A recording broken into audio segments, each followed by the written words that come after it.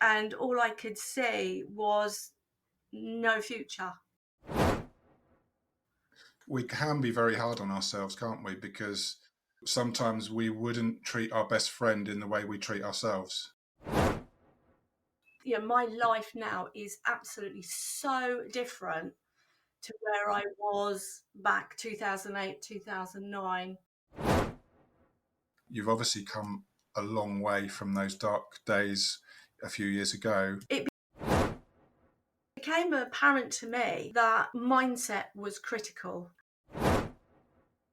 And when it got too much, I would just drive along the motorway and close my eyes and take my hands off the steering wheel and just want it all to end. That's one heck of a story. That's very inspirational. And I became suicidal.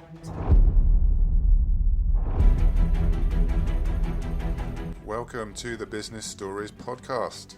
Thank you so much for joining me. I'm Darren Moore, and if you love a good story, you're in the right place. I'll be talking to business owners, entrepreneurs, and leaders from all backgrounds, and we'll meet the real people behind the business. We'll discover the highs, lows, and even the failures that got them where they are today. So get ready for an inspirational journey and let the story begin. Okay, so joining me today on the Business Stories podcast, we have Suzanne Jenkins. Suzanne is from Zan Life Coaching. She is a positive mindset and happiness coach. So welcome along to the podcast. Thank you, Darren. Thank you for having me. It's lovely to be here.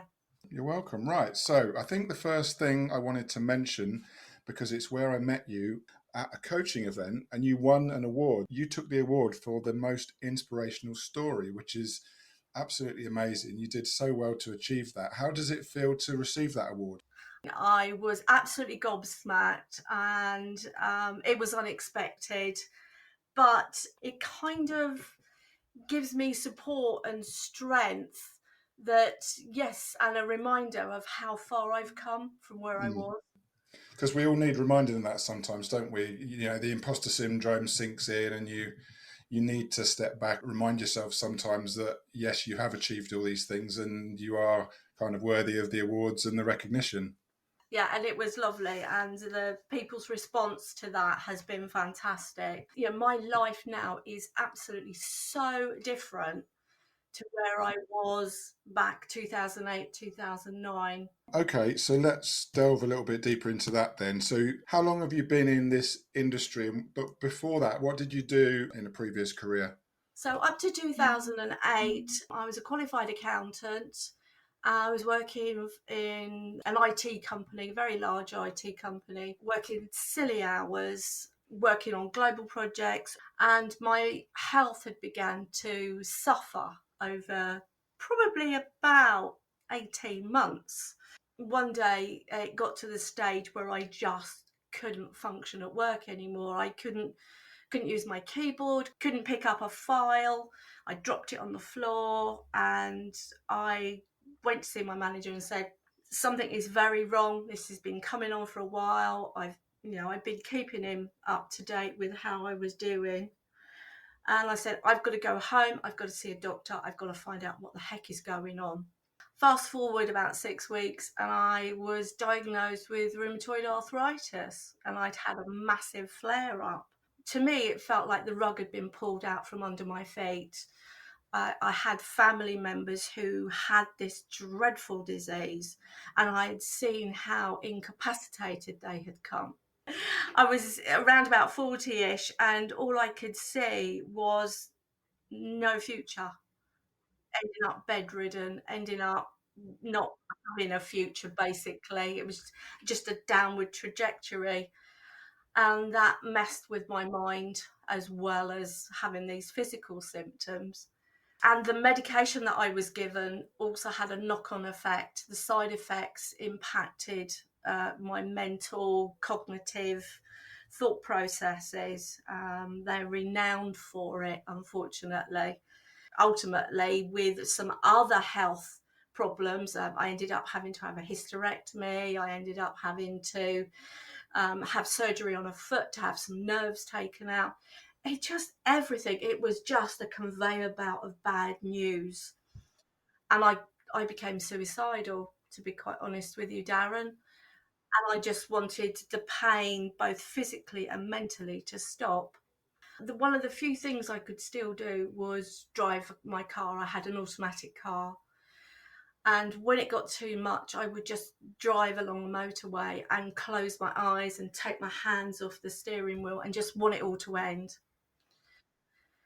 But there was always something that just stopped me. And I would open my eyes, grab the steering wheel, and just as I was about to go up a verge or into the central reservation or something, and I thought, so I'd go home, an absolute mess. And then a few weeks later, I did the same. So I actually made 5 attempts.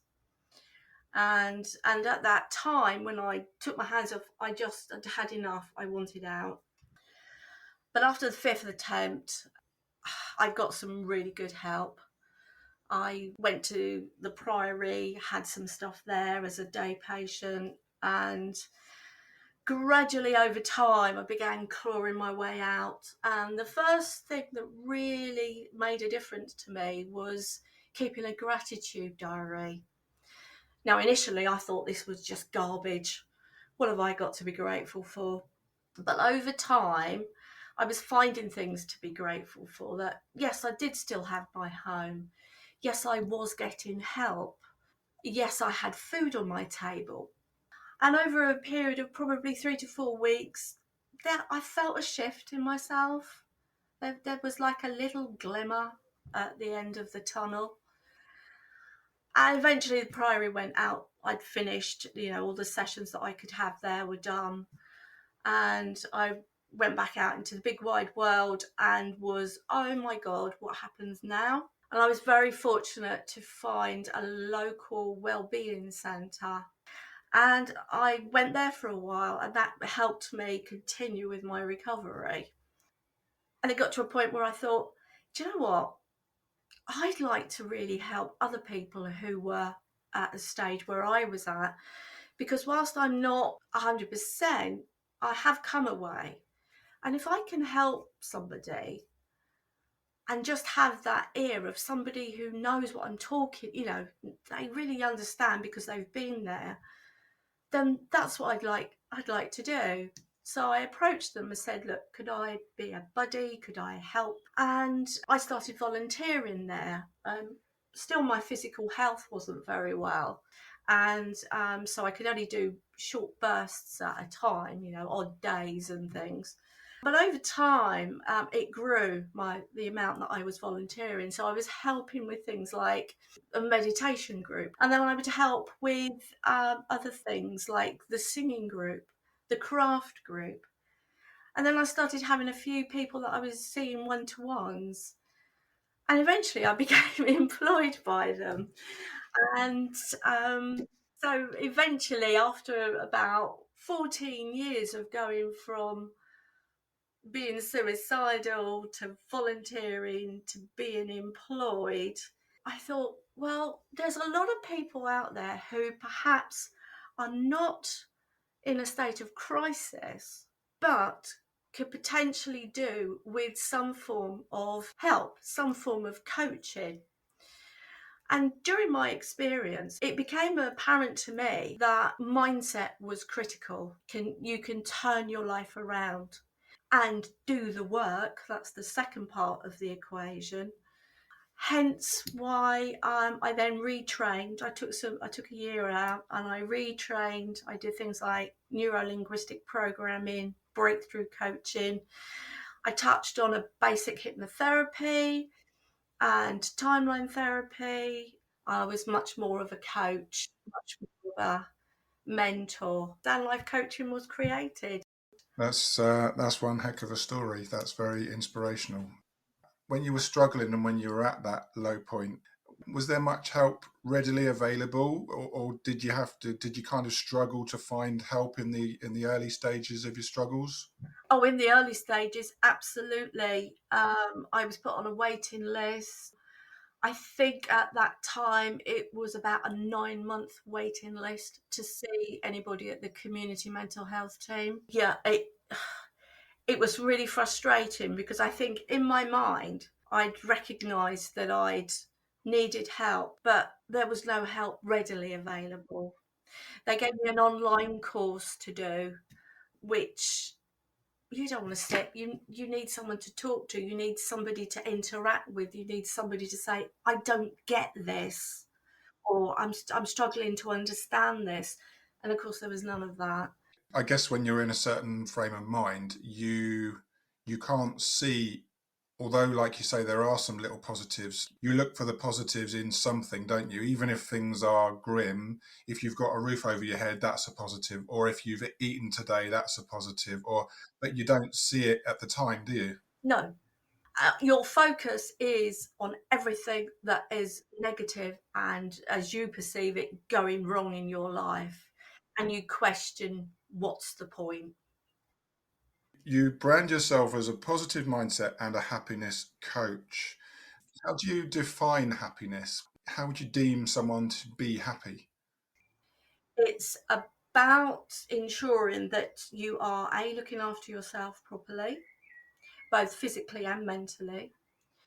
It's about feeling that you're having enjoyment in life.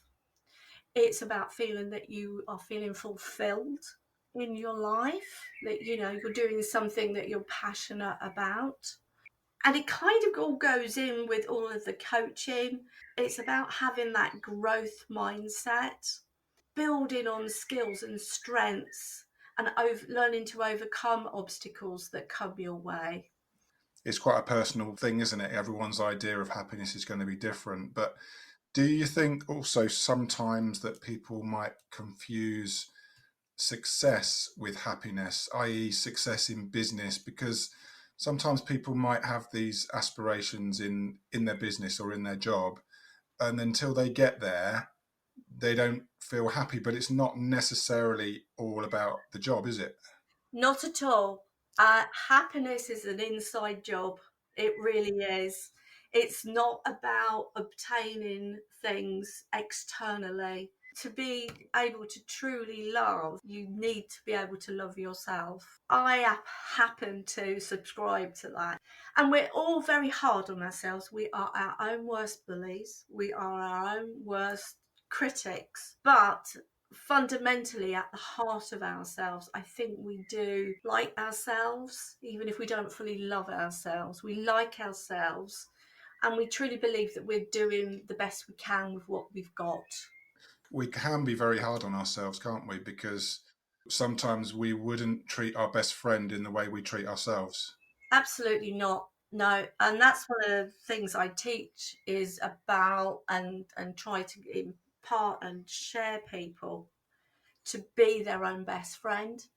Because if you spoke to your best friend the way we mentally speak to ourselves, you would jump in and say, "Excuse me, what are you saying? Who are you talking to?" Do positivity and happiness, do they come as a package? Do they come hand in hand? Can you have one without the other? So you can still be happy if you failed at something because you see that failure as a learning experience, not as in, "Oh, I failed. I'm a failure." It's not, it's more a case of looking at it at that way didn't work. I wonder what way might work, and maybe if I try this way, or if I navigate around something, and I can perhaps bypass that, is that really necessary?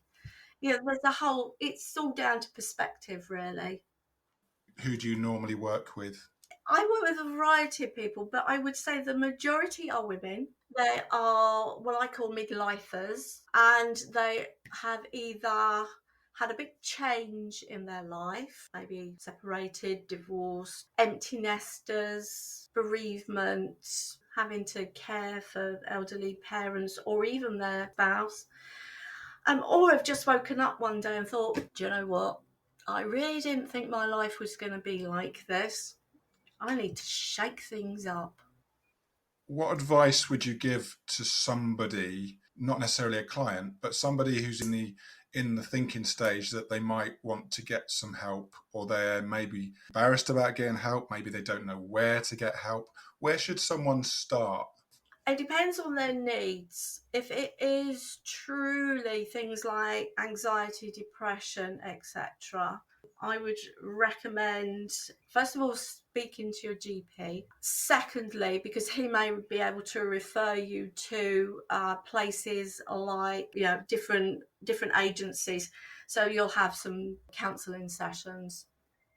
It might be worthwhile to look for Googling mental health wellbeing centres or drop-in centres. There's a whole variety throughout, but they're not particularly well known. But the most important thing, I think the message that I can hear coming through is that it is important to at least reach out to somebody to make that initial contact to get it started. Absolutely. Yeah, definitely. Don't sit and let it fester.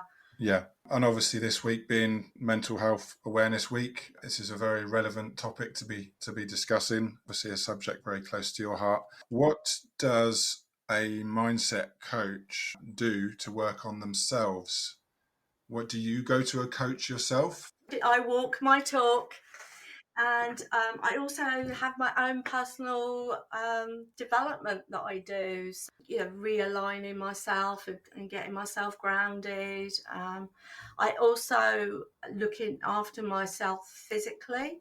In fact, I did a post on Facebook yesterday about some simple things that you can do to keep well. Myself personally, I follow all of those. So I try and eat healthily. I try and get some exercise, even if it's just a couple of walks around the garden, embracing nature. And ironically, this week, the theme for mental health awareness is movement. So that ties in quite nicely. I do meditation, I do some journaling. Do you think sometimes people get overwhelmed by worrying about things that haven't even happened yet? It's, worrying about the future, and they get hung up on that. I mean, I know I've done it. You lay awake at night worrying, what if this happens, or what if I don't manage to get that done? And that then spirals, doesn't it? Because you're not living in the moment, you're living in what probably won't even happen. Exactly. And funnily enough, one of the courses I used to run for Mind was mindfulness. So I'm a big exponent of that. I love mindfulness. With any situation, there are three ways that we can view it. We either love it, like it, or we're neutral about it. And if we love it, we want more of it. And sometimes that can lead to really unhelpful habits. If we don't like it, we try to avoid it. And again, that can lead to unhelpful habits and all the good stuff we miss. And it's by noticing the good stuff and keeping in the now, the present. I mean, there are so many books living in the now and really trying to just keep focused on the now. So at the end of the day, yesterday has happened. You cannot change that. Tomorrow, we don't really know. We can guess. It's rather like the weather. We get a weather forecast. It's not always right, is it? So let's try not to forecast. Let's give today the best we can. A couple of times you've mentioned meditation. It sounds like you're a big fan. And my experience of meditation, I've only really discovered it in the last year or so. I think there's probably going to be a lot of people the same as me who probably have never even been aware of what it is. How would you sum up meditation to someone who's got very little knowledge of it? And if you are new to meditation, I recommend that you do some guided visualizations. If you're just listening to music, your mind can wander, and you do need to train your brain to meditate. And you do things like body scans where you think, well, how am I feeling? How is my face feeling? Can I make it more relaxed? And then, of course, there's a whole raft of others where you can use meditation to help you go to sleep. I've listened to so many on YouTube. So, there's a whole variety that you can get into. You've obviously come a long way from those dark days a few years ago. What does success look like for you? What makes you happy, or what gives you that inner warm feeling? Seeing the results that my clients get, it gives me such a warm fuzzies that somewhere along the line I've made a difference, and I've managed to share my knowledge and my experiences with somebody, and they've been able to benefit from it. I spoke to someone else recently in another interview, and he's started up a charity helping people in certain situations. And on a similar level to you, he started up his charity on the back of something traumatic that happened to him in his past. And, you know, in the same way that you have in your business, do you think that helps, having lived it and breathed it yourself?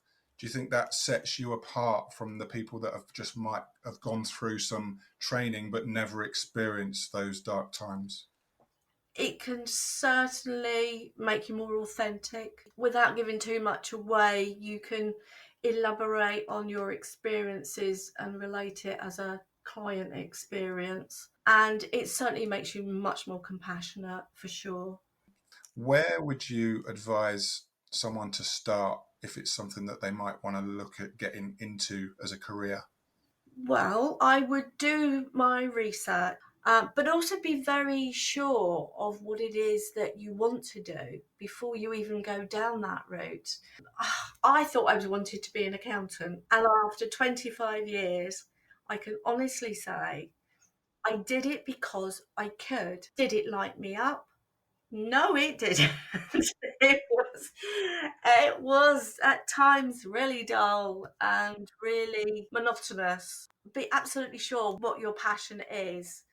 Even for someone to start doing a bit of volunteering in some sort of help format, that's a good place to start, I guess, as well.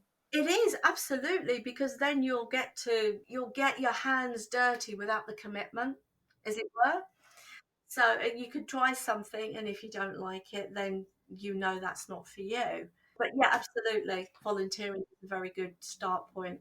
We're nearly at the end. I'm really grateful that you could talk to me today. Your story is going to inspire so many people and touch a lot of people. Is there anything, any events, any promotions, anything you'd like to talk about?